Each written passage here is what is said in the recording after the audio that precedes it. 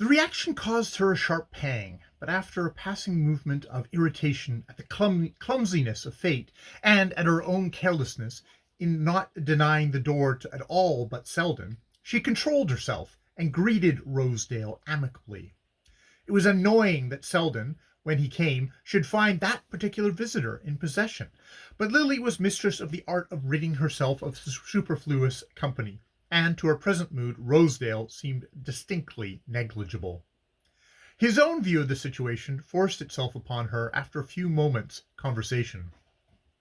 She had caught at the bride's entertainment as an easy impersonal subject likely to tide them over the interval till Selden appeared, but Mr. Rosedale, tenaciously planted beside the tea-table, his hands in his pockets, his legs a little too freely extended, at once gave the topic a personal turn. "Pretty well done. Yes. Well, yes, I suppose it was. Welly Bry's got his back up, and I don't mean to let go till he's got the hang of things. Of course, there were things here and there, things Mrs. Fisher couldn't be expected to see to. The champagne wasn't cold, and the coats got mixed in the coat room. I would have spent more money on the music, but that's my character. If I want a thing, I'm willing to pay. I don't go up to the counter and then wonder if the article's worth the price. I wouldn't be satisfied to entertain like I wouldn't be satisfied to entertain like the Welly Bry's. I'd want something that would look more easy and natural, more as if I took it in my stride. And it takes just two things to do that, Miss Bart: money and the right woman to spend it." He paused and examined her attentively while she affected to rearrange the teacups. "I've got the money," he continued, clearing his throat, "and what I want is the woman. And I mean to have her, too." He leaned forward a little, resting his hands on the head of his walking stick. He had seen men of Ned Van Alstyne's type bring their hats and sticks into a drawing room, and he thought it added a touch of elegant familiarity to their appearance. Lily was silent, smiling faintly, with her eyes absently resting on his face. She was in reality reflecting that a declaration would take some time to make, that Selden must surely appear before the moment of refusal had been reached. Her brooding look, as of a mind withdrawn yet not averted, seemed to Mr. Rosedale full of subtle encouragements. He would not have liked any evidence of eagerness. "I mean to have her, too," he repeated with a laugh intended to strengthen his self-assurance. "I generally have got what I wanted in life, Miss Bart. I want money. I've got more than I know how to invest, and now the money doesn't seem to be any account unless I can spend it on the right woman. That's what I want to do with it. I want my wife to make all the other women feel small. I'd never grudge a dollar that was spent on that.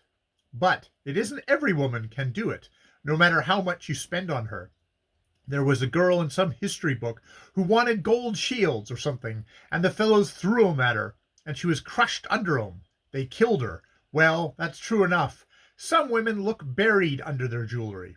What I want is a woman who will hold her head higher the more diamonds I put on it.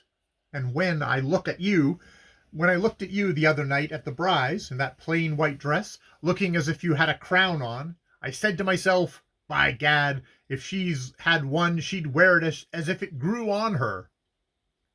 Still Lily did not speak, and he continued, warming with his theme. "Tell you what it is, though, that kind of woman costs more than all the rest of 'em put together. If a woman's going to ignore her pearls, they'd want to be better than anybody else's. And so it is with everything else. You know what I mean. You know it's only the showy things that are cheap. Well, I should want my wife to be able to take the earth for granted if she wanted it. I know there's one thing vulgar about money, and that's the thing about it, and my wife would never have to demean herself in that way." He paused, and then added, with an unfortunate lapse to an earlier manner, "I guess you know that lady I've got in view, Miss Bart." Lily raised her head, brightening a little under the challenge. Even through the dark tumult of her thoughts, the clink of Mr. Rosedale's millions had a faintly seductive note. Oh, for enough of them to cancel her one miserable debt. But the man behind them grew increasingly repugnant in the light of Selden's expected coming. The contrast was too grotesque, and the contrast was too grotesque. She could scarcely suppress the smile it provoked. She decided that directness would be best. If you mean me, Mr. Rosedale, I'm very grateful, very much flattered, but I don't think I know that what I have ever done to make you think. Oh, if you mean you're not dead in love with me, I've got sense enough left to see that. And I ain't talking to you as if you were. I presume I know the kind of talk that's expected under those circumstances. I'm confoundedly gone on you. That's about the size of it. And I'm just giving you a plain business statement of consequences. You're not very fond of me, yet, but you're fond of luxury and style and amusement and of not having to worry about cash. You like to have a good time and not to have to settle for it. And what I propose to do is to provide for the good time and do the settling. He paused, and she returned with a chilling smile. You are mistaken in one point, Mr. Rosedale. Whatever I enjoy, I am prepared to settle for. She spoke with the intention of making him see that, if his words implied a tentative allusion to her private affairs, she was prepared to meet and repudiate it. But if he recognized her meaning, it failed to abash him, and he went on in the same tone. I didn't mean to give offense. Excuse me if I've spoken too plainly. But what ain't you straight with me? Why do you put up with that kind of bluff?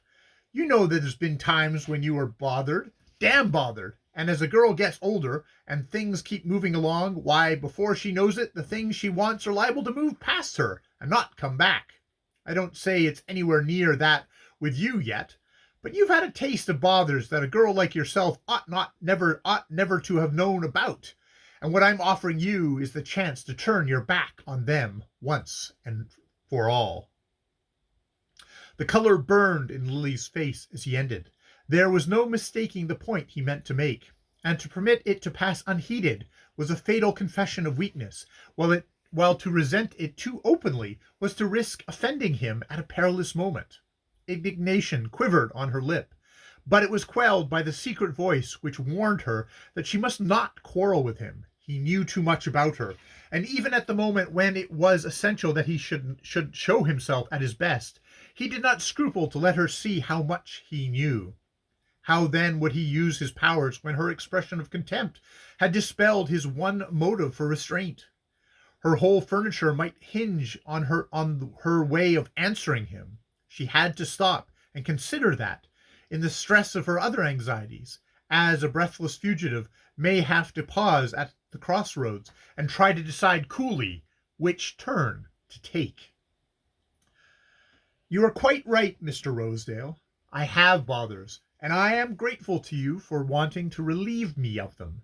It is not always easy to be independent and self-respecting when one is poor and lives among rich people. I have been careless about money and have worried about my bills, but I should be selfish and ungrateful if I made that a reason for accepting all you offer, with no better return to make than the desire to be free from my anxieties. You must give me time to think of your kindness and what I could give you in return for it.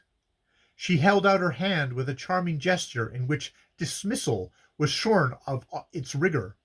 Its hint of future leniency made Rosedale rise in obedience to it, a little flushed with his unhoped-for success, and disciplined by the tradition of his blood to accept what was concealed, without undue haste to press for more.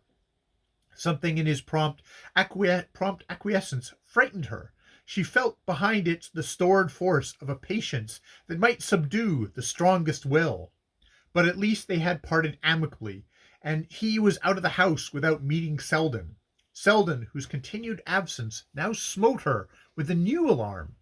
Rosedale had remained over an hour, and she understood that it was now too late to hope for Selden. He would write explaining his absence, of course.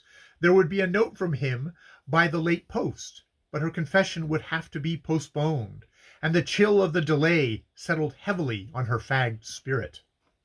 It lay heavier when the postman's last ring brought no note for her, and she had to go upstairs to a lonely night, a night as grim and sleepless as her tortured fancy had pictured it to Gertie. She had never learned to live with her own thoughts, and to be confronted with them through such hours of lucid misery made the confused wretchedness of her previous vigil seem easily bearable. Daylight disbanded the Phantom crew and made it clear to her that she would hear from Selden before noon. But the day passed without his writing or coming. Lily remained at home, lunching and dining alone with her aunt, who complained of flutterings of the heart, and talked icily on general topics. Mrs. Penson went to bed early, and when she had gone, Lily sat down and wrote a note to Selden. She was about to ring for a messenger to dispatch it, when her eye fell on a paragraph in the evening paper which lay at her elbow. Mr. Lawrence Selden was among the passengers sailing this afternoon for Havana and the West Indies on the Windward Linear Antilles. She laid down the paper and sat motionless, staring at her note. She understood now that he was never coming, that he had gone away because he was afraid that he might come. She rose and, walking across the floor, stood gazing at herself for a long time in the brightly lit mirror above the mantelpiece. The lines in her face came out terribly. She looked old, and when a girl looks old to herself, how does she look to other people? She moved away and began to wander aimlessly about the room, fitting her steps with mechanical precision between the monstrous roses of Mrs. Penson's Axminster. Suddenly she noticed that the pen with which she had written to Selden still rested against the uncovered inkstand. She seated herself again, and taking out an envelope, addressed it rapidly to Rosedale. Then she lay out a sheet of paper and sat over it with a suspended pen. It had been easy enough to write the date and "Dear Mr. Rosedale," but after that her inspiration flagged. She meant to tell him to come to her, but the words refused to shape themselves. At length she began, "I've been thinking."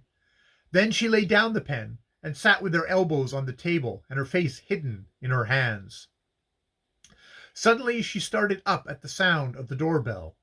It was not late, barely 10 o'clock, and there might still be a note from Selden, or a message, or he might be there himself on the other side of the door.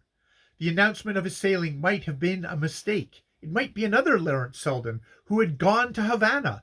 All these possibilities had time to flash through her mind and build up the conviction that she was after all going to see or hear from him before the drawing-room door opened to admit a servant carrying a telegram.